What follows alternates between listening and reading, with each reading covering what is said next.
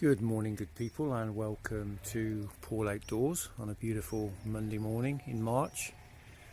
Just wanted to share with you a little bit of hedgerow restoration work that I've done in my back garden here. We have a lovely hawthorn hedge. That's the neighbours that has had the top taken out of. Sadly, I wanted to lay all of that because it was ideal, but landowners weren't in agreement, so they just decided to take the top out of it. This is part of the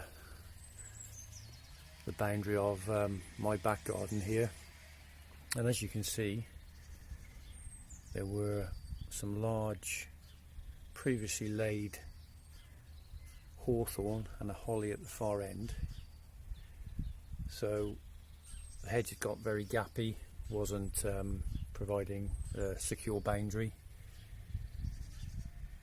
and didn't need to be stock proof because we don't need to keep stock in or stock out. But anyway, cut a long story short, my options were to coppice the whole hedgerow down to the ground to stimulate regrowth and therefore lose what hedge we've got, replant and allow the new plants to grow and the regeneration of the old hedgerow stumps.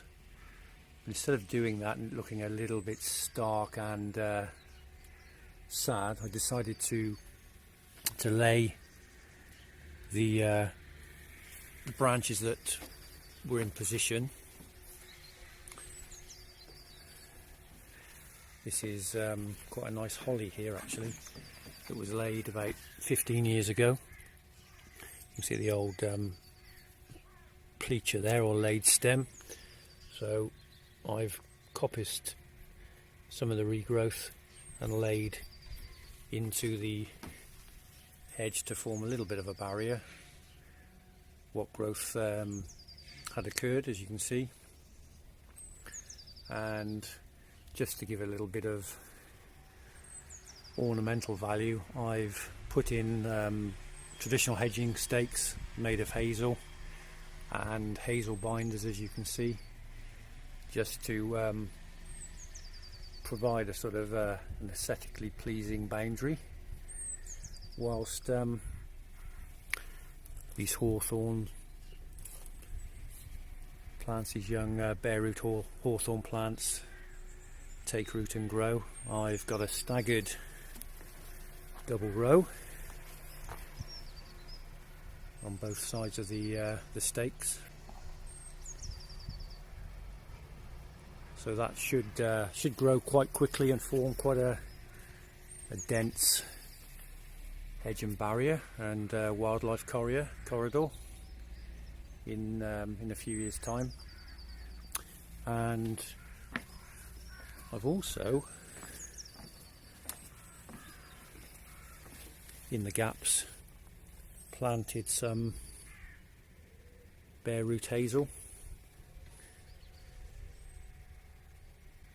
So like I say, my initial thoughts were to coppice the whole hedgerow down to encourage regrowth, but then I thought that would be a little bit of a shame, so we've sort of retained what we had and laid it into the hedge to maintain a little bit of structure and integrity to the boundary. And we've got hazel binders here twisted in the traditional way, which are normally used to sort of finish off a laid hedge and keep the hedgerow in place, or the laid stems in place. On the other side of the hedge is a build-up of brash, which I'm using there as a wildlife habitat that will sort of rot down and get lower and lower, and there are actually pair of dunnocks nesting in there at the moment. I think a robin has been sussing it out as well, so that's quite pleasing. And there may even be some overwintering hedgehogs in there as well, but that rots down, and I keep adding to the top of it as I trim the hedge, or did when we had a hedge.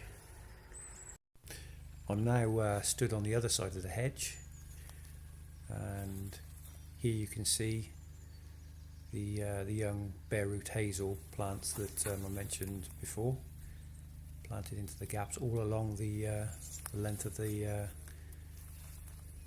hedge restoration.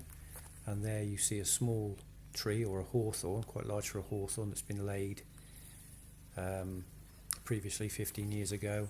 The only option I had was either to cut that out altogether or to lay these upright stems into the hedge, which I've done, into the hedge line. There's a view along the stake and binders.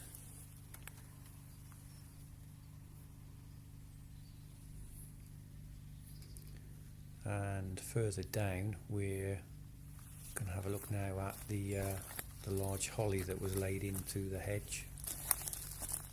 And here's one of the stems that I bleached or cut and laid into the hedge horizontally. The regrowth will occur 1/2 centimetre below the cut along there, and the stem will form a callus along that cut edge that will heal and protect the stem from disease.